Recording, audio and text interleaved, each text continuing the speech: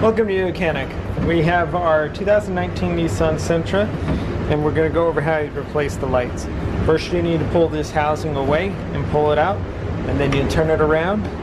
And this light here, it is the brake light and clearance light built in together. So you're going to twist this and pull it out. Quarter turn to the left, pull the bulb out. And then we pull the light bulb out of the housing. And this light bulb here, the brake light, is a 7443.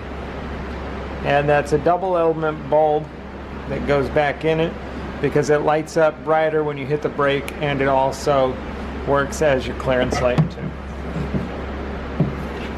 So you take your new one, place it, and snap it in there, and then you'll see these tabs are a little bit different. This is a smaller one. So you put the small one there, turn it a quarter turn to the right, and that's how you replace your light bulb there.